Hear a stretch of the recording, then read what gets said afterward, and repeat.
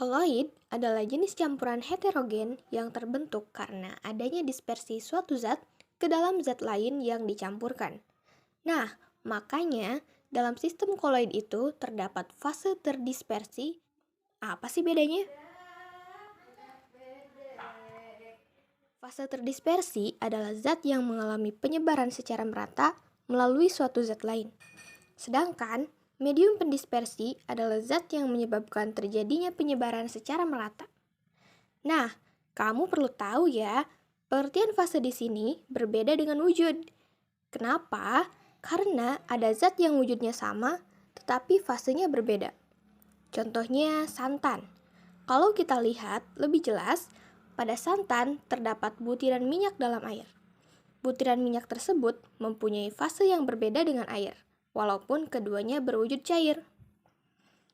Butiran minyak dalam santan bertindak sebagai fase terdispersi, sedangkan air sebagai medium pendispersi. Oleh sebab itu, santan juga termasuk contoh sistem koloid yang lain karena punya fase terdispersi dan medium pendispersi. Contoh sistem koloid lainnya yang bisa kita temui di kehidupan sehari-hari antara lain ada mayones, keju, jelly, cat, kosmetik, dan obat-obatan. Bahkan, darah yang ada di dalam tubuh kita itu termasuk sistem koloid loh.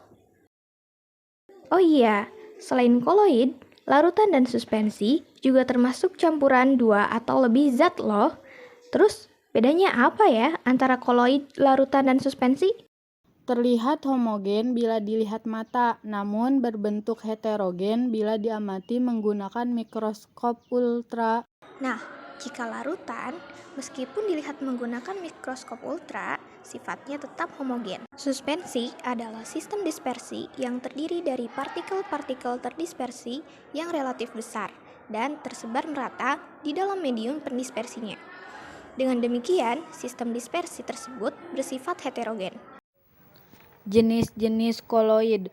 Pada koloid, fase terdispersi dan medium pendispersi bisa berwujud padat, cair, dan gas. Oleh karena itu, berdasarkan perbedaan antara fase terdispersi dan medium pendispersinya, sistem koloid dibagi menjadi 8 jenis. 1. Sol padat. Sol padat memiliki fase terdispersi padat dalam medium pendispersi yang padat juga. Sol padat ini terbentuk karena pengaruh tekanan dan suhu, sehingga menghasilkan padatan yang kokoh dan keras. Contoh sol padat adalah batuan rubi atau batuan permata. 2. Sol. Sol memiliki fase terdispersi padat dalam medium pendispersi cair yang tidak mudah berubah sifatnya. Jadi, bedanya sol dengan sol padat itu terletak di medium pendispersinya ya. Kalau sol padat, mediumnya padat, sedangkan sol, mediumnya cair. Contoh jenis sistem koloid berupa sol adalah cat tembok. 3. Aerosol padat. Aerosol padat memiliki fase terdispersi padat dalam medium pendispersi gas. Contoh aerosol padat adalah asap kendaraan. Asap kendaraan mengandung padatan berupa timbal, karbon, karbon monoksida, dan lain sebagainya yang merupakan hasil pembakaran tidak sempurna dari mesin. Makanya ketika kamu melewati kendaraan bermotor yang mengeluarkan asap, kadang kamu akan merasakan kelilipan karena adanya padatan atau fase terdispersi di dalam asap atau medium pendispersi. 4. Aerosol. Aerosol memiliki fase terdispersi berupa cairan dan medium pendispersi berupa gas. Jadi, bedanya aerosol dengan aerosol padat terletak pada fase terdispersinya. Aerosol tidak bisa bertahan lama. Hal ini karena zat penyusunnya yang mudah rusak oleh perubahan suhu dan tekanan udara lingkungan. Contoh aerosol adalah parfum. Selanjutnya, ada emulsi padat yang memiliki fase terdispersi berupa cairan dalam medium pendispersi padat. Contoh emulsi padat adalah agar-agar. Nah, kalau fase terdispersi dan medium pendispersinya berupa cairan, maka disebutnya emulsi. Emosi biasanya tersusun oleh cairan dengan kepolaran senyawa yang berbeda, sehingga tidak saling bercampur. Contoh jenis sistem koloid berupa emulsi adalah susu. 7. Buih padat.